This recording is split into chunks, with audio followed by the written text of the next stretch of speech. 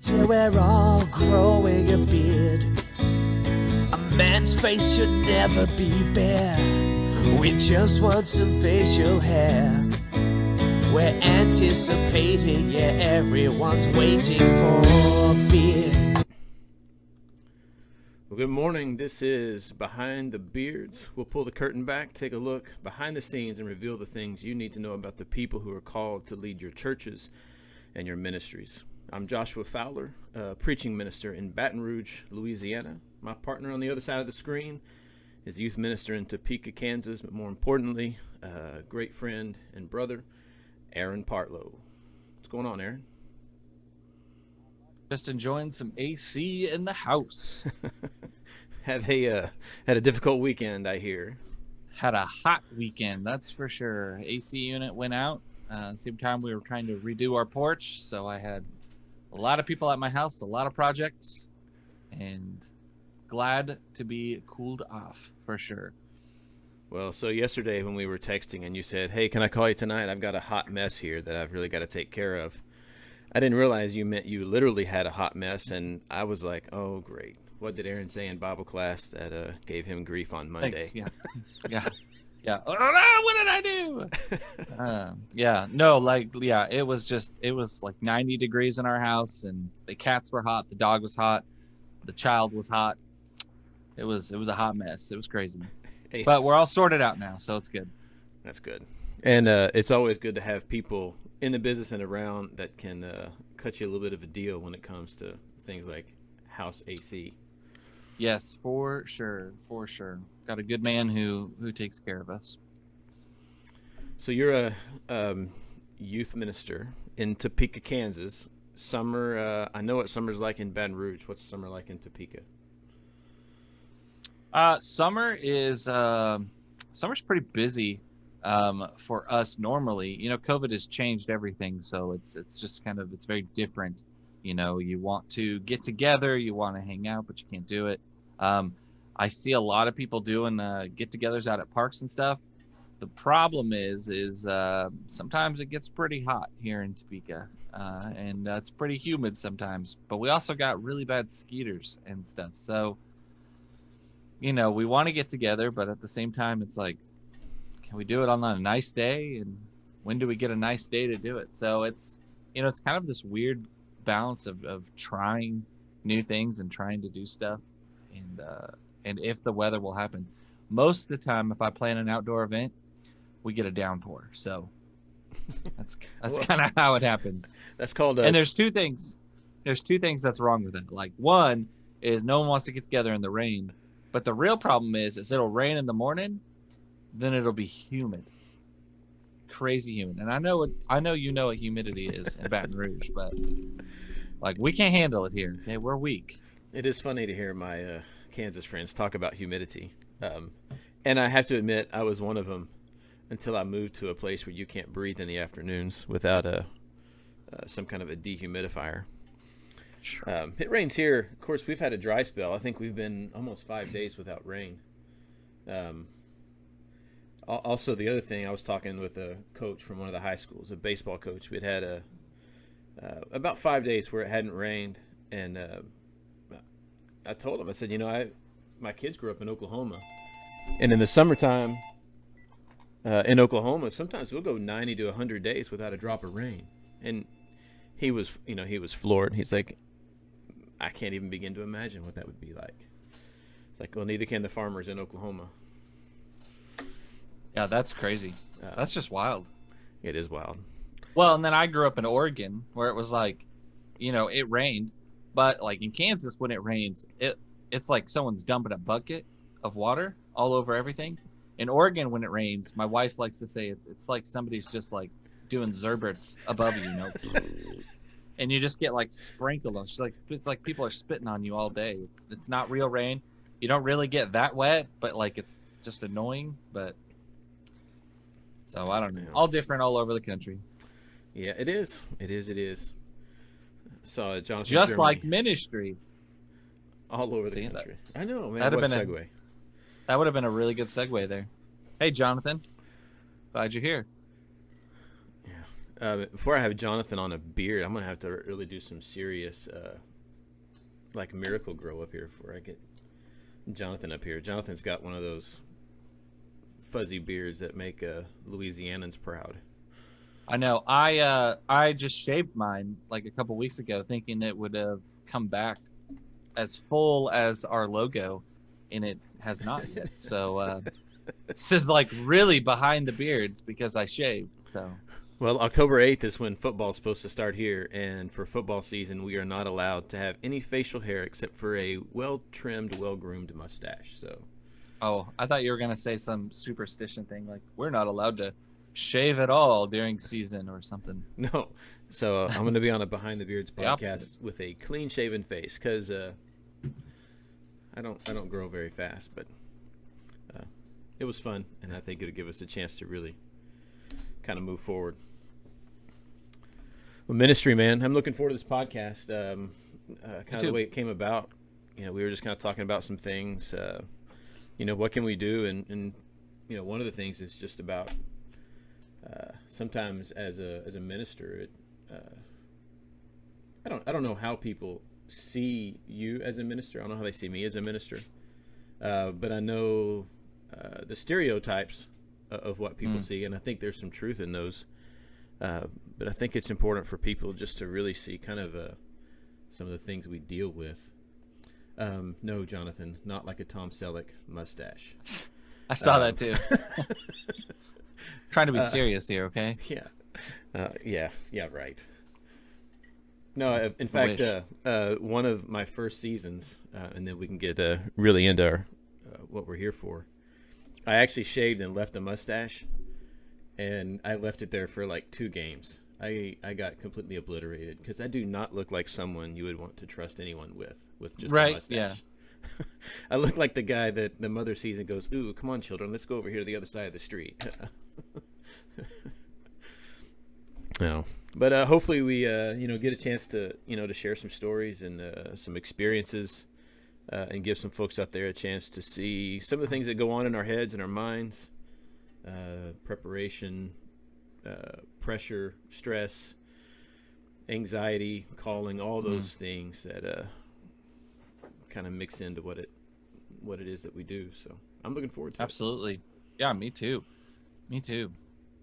I think the phrase I used was, hey, I really want to make ministers seem human. I think a lot of times we forget that ministers are human too. We have human emotions, we have human feelings, and just kind of talk about those and that kind of stuff. I'll kind of get in here and talk about some of the things. When we kind of set out to do this, one of the things is what's going to be our mission, what's going to be our goal, and we're going to start out every podcast with that mission in mind. We'll reveal the things you need to know about the people who are called to lead your churches and your ministries. That I think it's important to see, like you said, the humanity behind those people. It's not just a figurehead. It's not someone that's perfect, striving to, but at the same time, we're human like everyone else.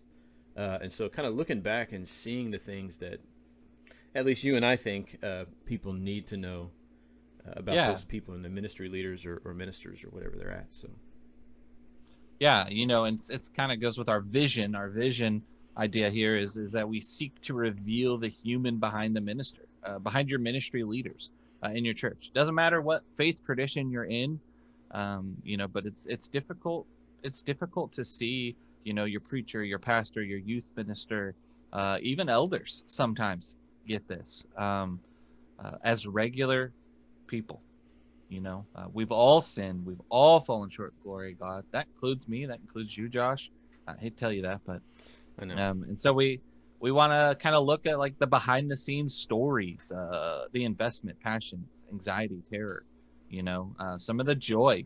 We did talk about, like, as part of our vision, like we want to share some of the funny stories. Some of my favorite moments of youth ministers getting together is talking about, like, when you've planned it perfectly and nothing goes right, or when you just said, I'm not planning anything, and it's the best night you've ever had.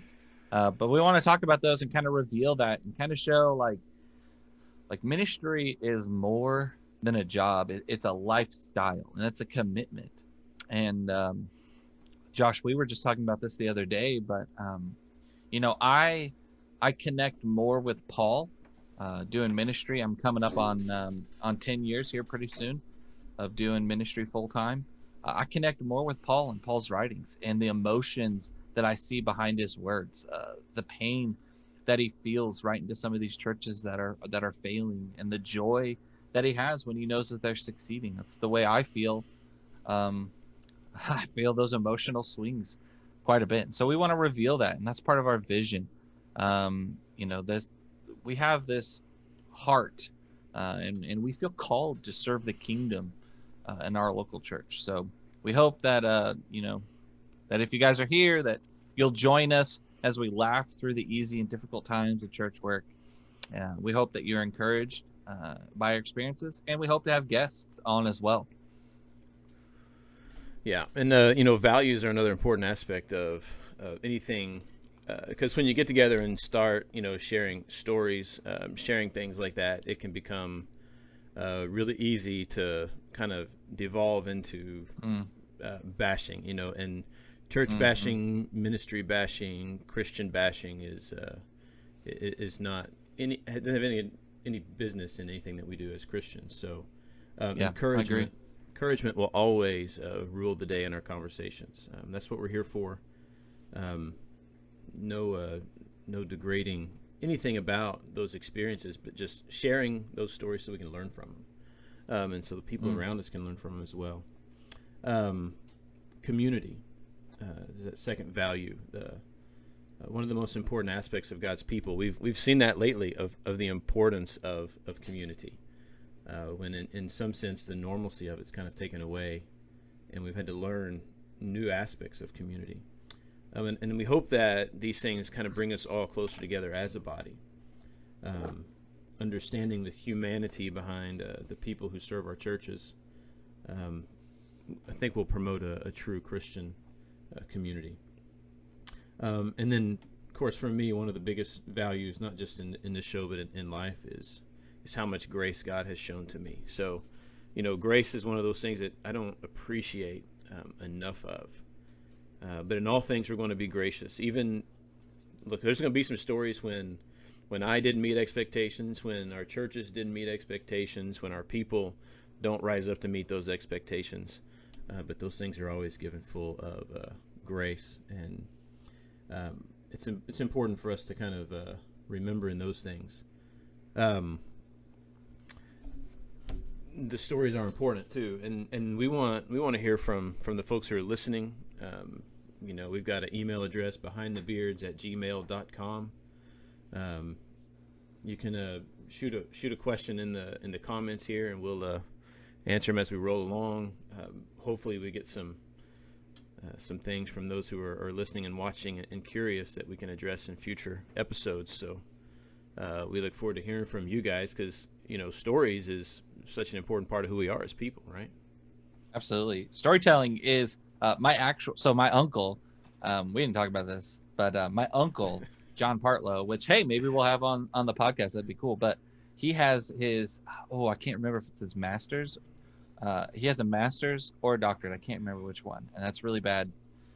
But he has one of those in storytelling, because storytelling is such a powerful part of like our ministry and a part of like our lives and a part of everything. And so, yeah, we want to hear stories. We want to tell stories. Stories are so passionate. I teach our teenagers. We talk to our teenagers about, you have a story. You have a story of how you came to Christ. A couple of years ago at Winterfest, they had a guy come to teach teens how to tell their story, because a question that a lot of people ask is, well, I don't know, how do you tell someone about Jesus? Well, one of the easiest ways to tell people about Jesus is to tell them what Jesus has done for you. And so for me as a youth minister, I love hearing stories. I love hearing faith stories. I have my own faith story. I have my own story that kind of showed me who I was and where I was going to head head in life and things like that. Mm-hmm. So, but they play such a strong role. Every church has a story, and I think every minister here can look, and that's one of the first things if you're moving to a new church is kind of figuring out what their story is, and where they're headed. Is where you're headed from where you've been. Well, you put people in a room, fill a room full of people who have never met each other. How long does it take before the stories start to go around? Right. Yeah. We learn so much about who we are and where we fit. Oh yeah. I think it's a lot of the reason that even Scripture is written in a large degree in a narrative format. Mm-hmm. That there's this aspect of a role that we play in the story. So yeah. Good stuff. The Story Conference. You been to the Story Conference? I have not, but I've heard about it quite a bit. Yeah. Jonathan keeps trying to get me to come in and help him as an usher there. Jonathan, I'm going to take you up on that one of these days. Last couple of weekends, it's fallen, or years, it's fallen on some really bad weekends for me. But storytelling is huge. Huge aspect absolutely. of who we're even created is to be a part of. I had a friend who I worked with in the car business years ago. It was early on that we had a challenge on our Cadillac service drive to see who could tell the most outlandish story that he couldn't top. Oh yeah. Everybody, if you told any story, he had one where his was better, bigger, faster, stronger, and so we would always that guy. We would just try to tell these. Just who can tell the most outlandish story that John Doe can't one up. We're still trying to figure one out, right? We just love telling them though. When you learn a lot about people, and I learn a lot about myself through the stories that I tell, the ones that continue to come up, the memories that continue to arise. So, sure. Okay. Well, I've got to ask. Okay. I got to ask you a question. Okay. All right. So you talked about working in the car business, and you guys don't know this, but Josh and I actually graduated at the same time in college. So I don't know who looks better. I think age has done me a little. Josh has got a couple years on me. So let me ask you this, and I know this is kind of a shift, but maybe I want you to tell me your story. What made you choose ministry? You were working in the car business, and then all of a sudden, boom, you're like, now I'm gonna go to college with some people who are a little bit younger than me. Well, that Bring is my a shift, child to 'cause, class. you're supposed to tell your story first, and I'm supposed to tell mine second, so I can one up you. So. Well, mine's already better, so it's fine. Oh, that's true. Probably true. Man, I rode a dragon to OC, so. I can't wait to hear that story. That's right, yeah. Oh man, what made me choose ministry? I guess I've known all of my life that I wanted to be in ministry. I fell into the car business. We got married. I was 20. Heather was 19. It was after our sophomore year in college, and I was in mechanical engineering. I knew. Smart guy. No, because I didn't finish in mechanical engineering. I knew I was good at a lot of things. I was good at math. I was good at science. I was good at physics. I was not good at engineering. Nice. I was not good at engineering school. And I got a little part-time job working there at the car dealership, and then 11 years later, I was managing one of the service departments, and wow, just kind of, it was good. It was good money. It supported the family.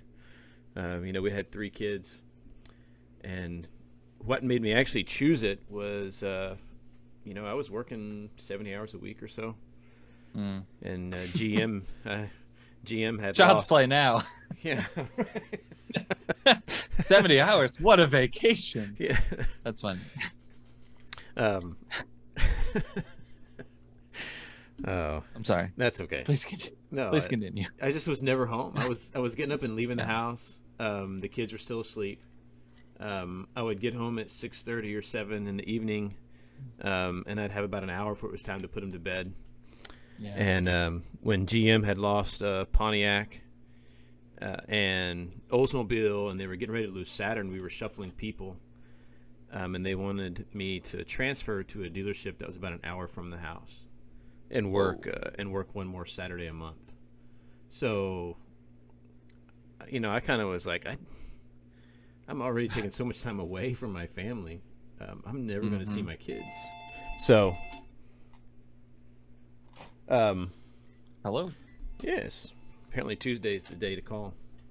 And so for me, it was just this real realization that, the Spirit said to me, if you're going to continue to choose a lucrative career over what you should be doing, then the price you're going to pay is going to be pretty dear for it. Wow. That's what I heard. Sure. Take for that what you will. And I said, I quit. And my boss said, why don't you take a couple days? And I said, I don't think I need a couple days. I can't do that. And so I went home, and 2 days later went to OC and enrolled to go finish a degree in Bible and ministry. And met some ginger-headed dude from the Northwest, and the rest is history. Played a lot of Frisbee golf. What about you? What made you choose ministry? Mine's an interesting story. I was an elders kid. Both my grandfathers were elders in the church. Kind of that spotlight kid. I enjoyed singing. My family's very well singing, so we sang a lot. I learned to lead singing at a young age. Did all of these kind of good Christian boy church things. 7th grade, I decided to get baptized. Not give my life to Christ, but I was baptized. And then it was about my sophomore year, God put an interesting character into my life. And I remind him constantly of how much he has done for me. But I had some really great mentors at this point. It was a pivotal time in my life. I had to choose whether or not I was going to, be a Christian or just fake it. And so I had a guy named Nathan Shank get put into my life by my youth minister, Ben Cook. And Nathan is raw. He's about the most raw Christian that I have ever met, and he just straight up tells you how it is. No sugar. Oh, we need those guys. No nothing. He is like lemon juice in the cut. And we were driving one night, and we were talking, and he just looked at me and he said, you're about as lukewarm as you can be. You're disgusting. And I said, excuse me? You can't say that to me. He said, you're about as lukewarm as you can be. And he quoted that passage out of Revelation and told me that, God would spit me out of his mouth. And there was some other stuff going on in my life that Nathan knew about and we talked about. He was kind of a counselor at the same time for me. And so we talked about that. And he said, if you want to get it right, then you need to come clean. You need to come clean about all this stuff that you've been doing with your dad. And that night I will never forget, because I sat in the parking lot of my house parking lot. I say that because we had a very large driveway with very many cars, most of which did not work. But and that's because of my brother. That's a whole different story. But anyway, so I remember that night. I remember it was a very clear night. The moon was out, and I texted my dad. I said, "Hey, I need you to come out. I need to talk to you." And I'll never forget, because I expected to be met with disappointment. I expected to be met with maybe a little bit of anger, and all these kind of things. And it had never been more of a prodigal son moment in my life, as my father embraced me with a hug, told me that he loved me, and told me that he would walk this journey with me. I had some stuff, that I needed to go through some counseling, through some rehab. I can be honest about it. I had to go through some rehab. And my father said, I'll go with you. He's like, I've got anger issues with my mother, or with not with his mother, but he's got some anger issues that he wanted to kind of oversee. And so we went through that together, and it bonded us, and it made me stronger. And Nathan was there. My youth minister was a part of this, and my dad was a part of it. And it kind of it pushed me towards this idea of, man, we need mentors. We need people who are going to be raw when we need them to be raw. And I also had I started preaching on Sunday nights at our local congregation in Oregon City. But also on top of that, we had lots of like really good liars at Oregon City. Some old women who would just tell you how awesome you did at preaching, and that you were doing so great. Like we all need those women in our lives. And so, and so it pushed me towards ministry. I didn't know what I wanted to do as far as preaching, youth ministry, or even missions. So I went to OC. I got my degree in Bible with a minor in missions, with a really focus on multicultural congregations. And now I serve 3 years, almost 3 years in Washington as a youth minister. And now I'm in Topeka, Kansas. We just finished our 6th year here in Topeka. So that's kind of my story. And there's a lot more detail to that. That if you guys ever wanted to talk about that, you can reach out to me, and I'd be glad to tell you that story in more detail. But it was this moment in my life where somebody just said, you have got to choose. Are you going to be a Christian, or are you going to be fake? And if you're going to follow Christ, you got to jump in with 2 feet. And I heard the calling, and I said, I'm going to jump in with 2 feet. And I've lived my life, and I try to live my life trusting in God and everything in every moment. So it's interesting. Yeah, it's a fun journey. We can talk a little bit about calling or choice, right? Mm-hmm. Is it something you choose, or is it something you're called into? And I guess the correct answer is yes. Yeah, no joke. Because you can be called into it, but you have to choose the calling. Mm-hmm. And not everyone kind of accepts that when they're drawn into it. But I remember 14 years old, new Christian. Mm-hmm. They asked me to lead a prayer at my home church. And I was like, okay. And so there was a man, Dr. Bill Stewart, said the most beautiful prayers. To this day, I've never heard someone that prays like he does. And so I went to him and I said, hey, they've asked me to lead a prayer and I don't know what to do. And he started teaching me how to lead public prayer. And I spent hours poring over this. I created it, wrote it out. I read it. And one of my other mentors, a good friend of my father's, Kevin Moore, he was one of my teachers there at the high school I was going to. He came up to me and he said, Josh, that was a great prayer. Don't let it go to your head. I was like, nice. Thanks and thanks. And that's the thing, right? Especially, I don't know if you've been through the Enneagram studies, but, I am someone that really, really thrives on accolades, I guess, or attaboys from other people. And so when people say you're doing a good job, it just creates, in me this kind of confidence, maybe pride, maybe ego, maybe a little bit of arrogance. And that caution, man, from 14 years old, I still remember Mr. Moore saying, don't let it go to your head. Yeah. And how important it is to be mindful of that. But I also remember, the feeling of, man, I belong here. I belong in this space. I belong in this moment. Maybe that's because my grandmother just, she passed away about a little over a year ago. But she would sit down and she would read the Bible with me when we were over there, and she would tell me, Josh, you're going to be a preacher one day. And so maybe it was just something that was kind of formed into me that made me feel like I belong there. And all along the way, we were serving in ministry. Even when I was working in the car business, we were preaching at Teal Ridge. Every Sunday afternoon, we would go all over western and eastern Oklahoma to small churches to preach and teach and help with those. But like you said, you got to jump in with both feet. Like, it's not one of these things that you can't really walk the line when it comes to something that you believe God has actually gifted you for and called you to.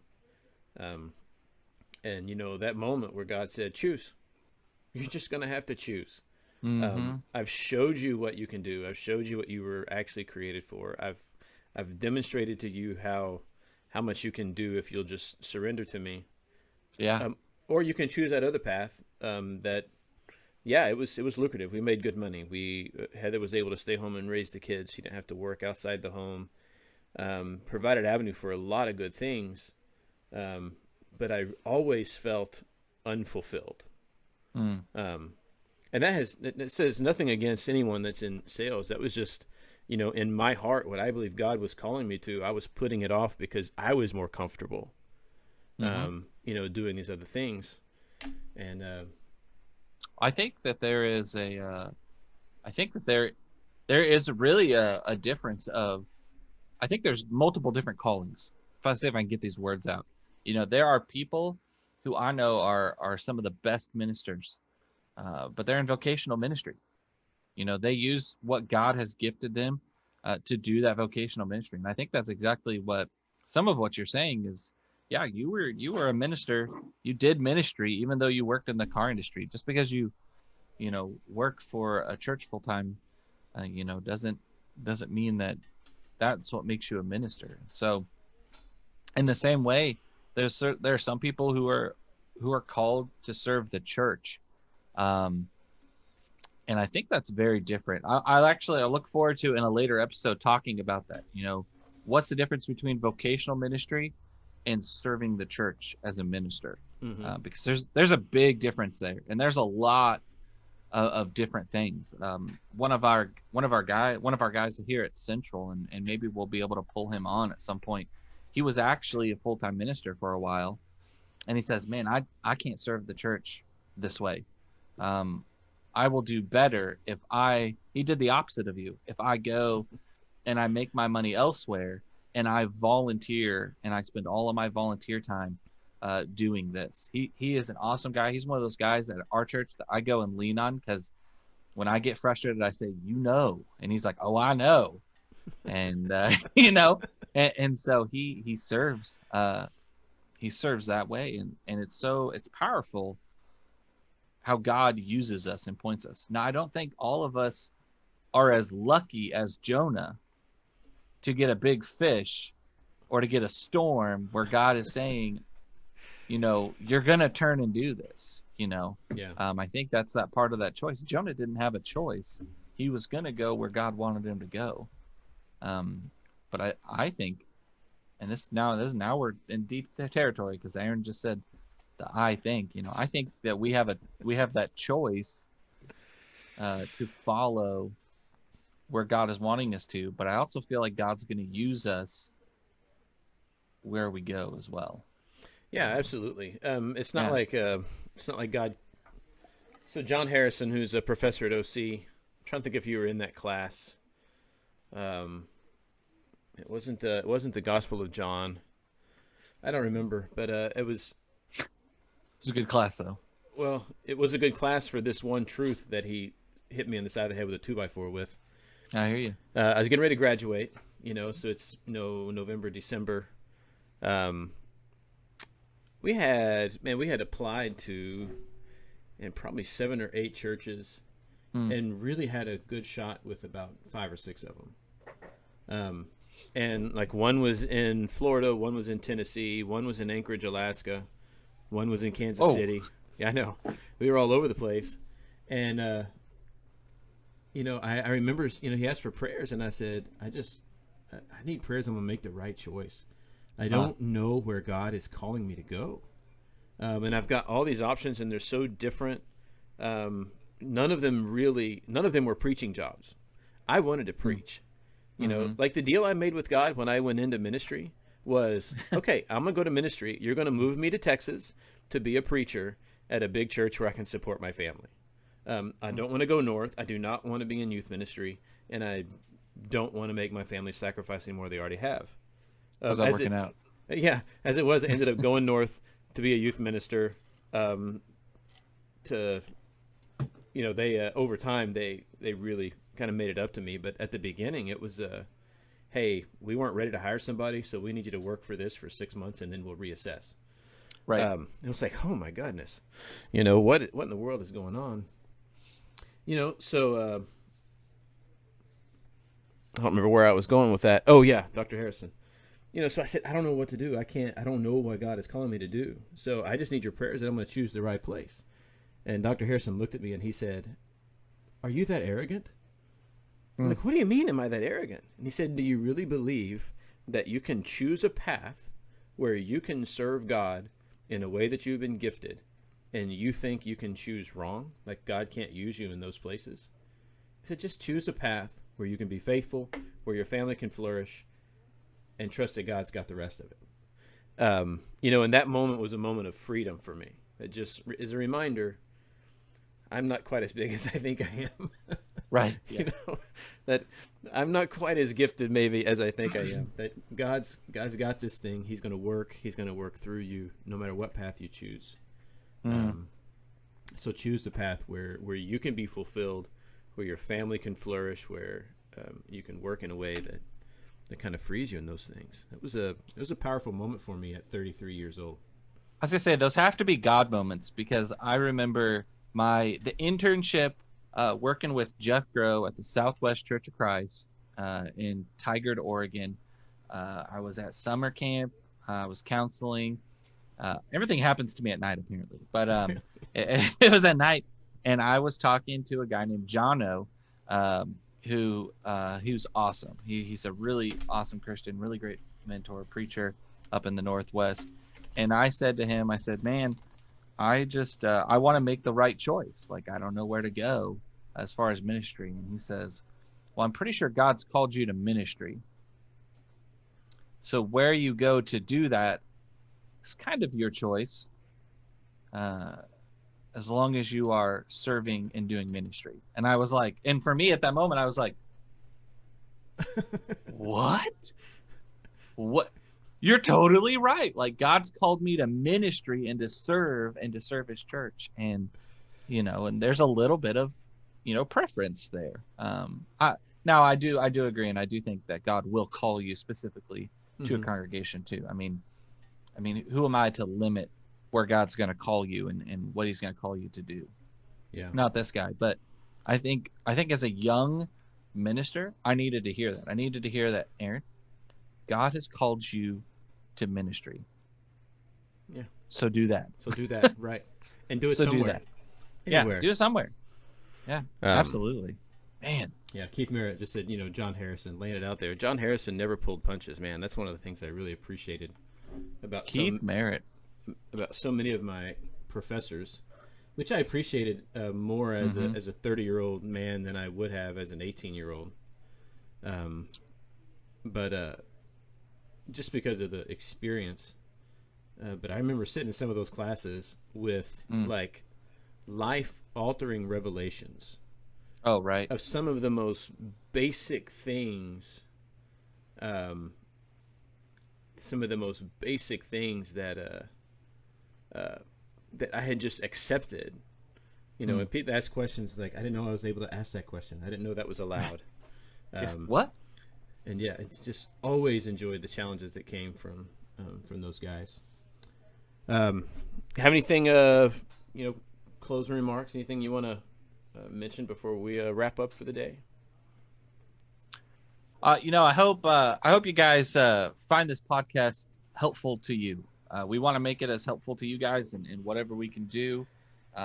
So send us emails, comments, tag us on Facebook, talk to us, whatever you need to do to kind of get that information to us, what you want us to talk about. If you're a youth minister or a preaching minister, I hope you be open. We might try to pull you in. We might try to tag you in and talk to you a little bit about ministry. Tell us a little bit of your story at the same time. I'm really excited. I've had a lot of fun today, and we're going to have a lot more fun kind of going on. I'm glad that Keith is here. Keith was also in college with us. Keith graduated, I think it was a year before us. Man, that guy, he's awesome. I remember a lot of our college friends. This was some good times. A lot of learning that happened there. Keith, that's what I was going to say about Keith. I would not have passed Greek without Keith. Okay, at the time, and Keith, I think you still do it, but Keith was like a power lifter. The guy was like crazy strong. And it was Keith, Beef, and Mark, and we would go over to their apartment, and I would be like Greeked out. I'm like, I'm ready to go, and you've got like Keith and Beef standing next to the door, and they're like, Partlow, you better memorize this vocabulary list. And I'm like, okay, I will do it. They wanted the best for me, and they wanted me to succeed, and I love those guys. He's still lifting. So he's lifting for Jesus. Right. But Keith, I'm glad you're here. You're awesome, man. I miss you. He said preaching ministers or youth ministers. I'll even take associate ministers. No, vetoed. No. Those guys are the worst. I'm kidding. I love you, associate and children's ministers. Talk about okay, I'm sorry. One last thing. When I was in Washington, I was my title was youth and family minister, and this will resonate with some of you guys and gals. But really, my title was this: hired young guy. Right? I was the hired young guy. We're gonna pay this young guy to do everything. But I was in charge of doing the children's ministry as well, and. If it wasn't for my wife, I don't know that I'd still be in ministry, because I have never done anything so hard in my life than work with children's ministry. So if you're a children's minister, I give you the high five. I pat you on the back. That is good stuff. I think I'm funny. I enjoy leading VBS songs and standing up front and making jokes and getting the kids laughing. But that's like the extent of how good I am with children. Anything that happens after that, like in the classroom or getting them to actually do stuff. Whew.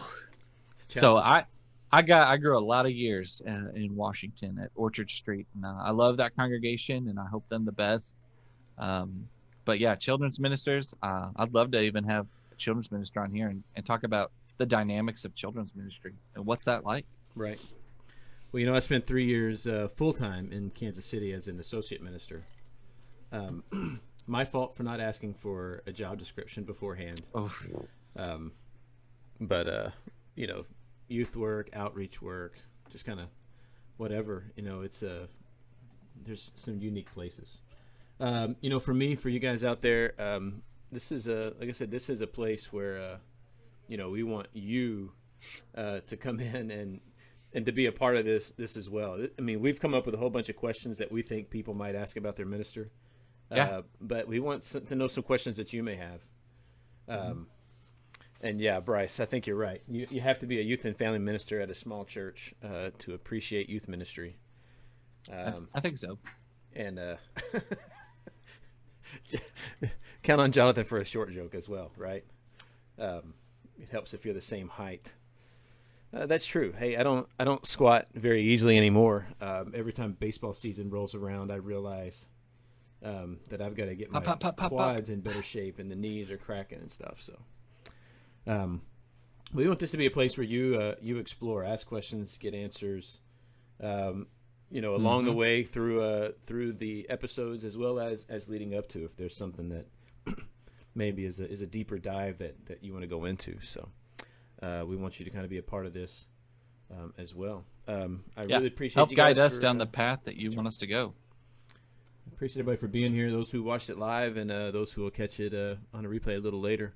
We're honored to be on this journey together with you, and we look forward to the days ahead and the stories that we'll be able to tell. Yeah.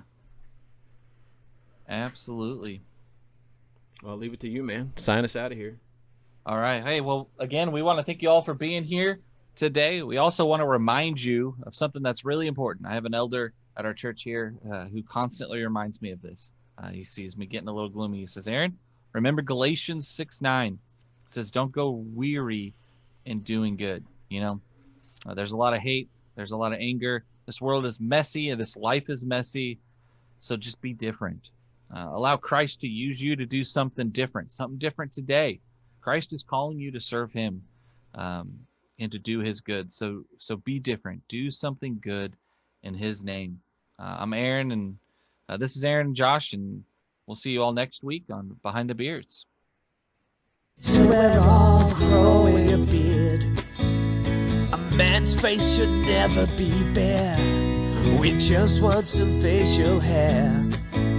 We're anticipating, yeah, everyone's waiting for a beard.